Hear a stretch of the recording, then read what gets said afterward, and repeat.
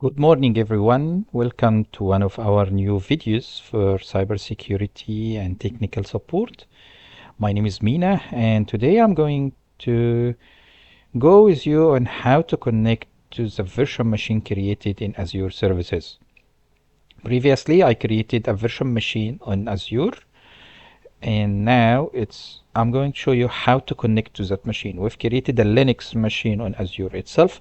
You can go back to the previous video and see how did we create the Linux machine.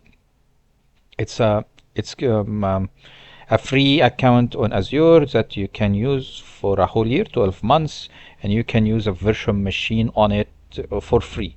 So we've created already in that video, or I showed you how to create the virtual machine itself. Now, let's see how to create now the session to connect to this machine itself. So the session is already created, so I'm going to delete the session and let's start from scratch. So I'm going first of all, this application is called MobaX Term.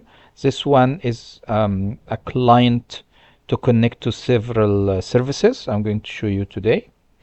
So if you click on session, pop-up machine will come up and see there are different protocols to connect to, like SSH, Telnet, RDP, VNC, FTP, SFTP, and so on.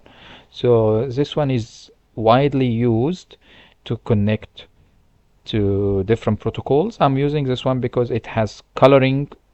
Whenever I'm gonna show you once it's connected, it has a coloring text that it will let you know if there is an error, if it's a green color, so it's successful, and so on. So it's a little bit easier for the eye to see.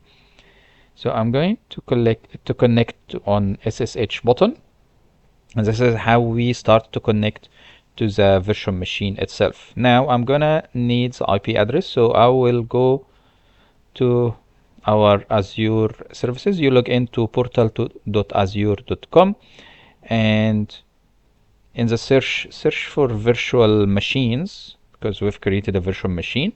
So you click on it and you find the virtual machines created already.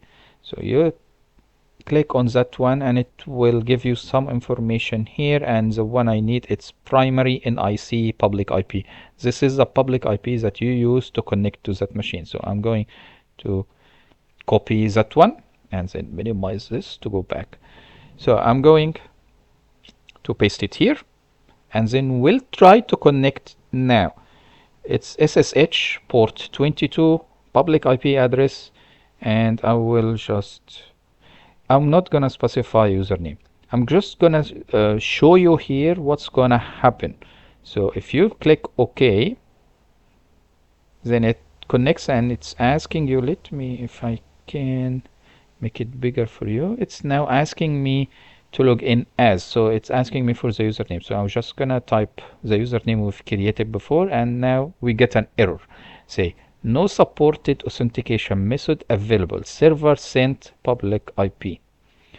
So this one, in the last video or the previous video, we created the virtual machine. After we created the virtual machine, it asked us to save the private key. I told you save it in a safe place because you are going to use it to connect to the machine, because it has the encryption and decryption keys in it. And if you lose that file, you cannot connect to the machine itself. So what we are going to do, I'm going to close this session and I'm going to edit the session, and here on this page I'm going to go advanced SSH settings, and here you see use private key. So I'm going to tick on that one and choose the private key which we've downloaded before in the previous video, and then click connect.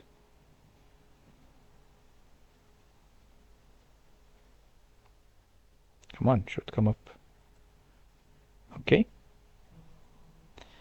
let's make it bigger again. Log in as Mina.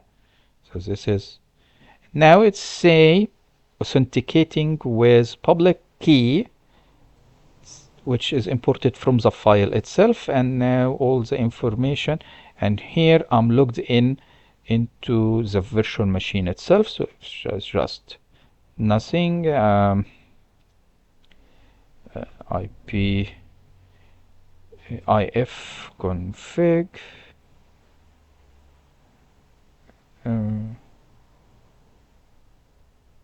yeah, I'm just gonna need, so at least now you are connected to the virtual machine itself, and it's telling you, because it's a brand new machine, doesn't have any app install on it, so I have to install all the um, um, applications on it, on the machine. So I'm going to create another video to show you how to create the graphical interface on the machine itself, and how to enable RDP, and then how to connect to it using a graphical interface like Windows and Mac. But at least it's telling you here system load, usage of the RAMs, no, sorry, this is usage of the hard drive, this is the memory usage, and the IP address. As you can remember and see, this is the internal IP address of the virtual machine itself. It's different than the public IP. And this is how you connect to the machine itself. Thank you for watching, and wait for more videos.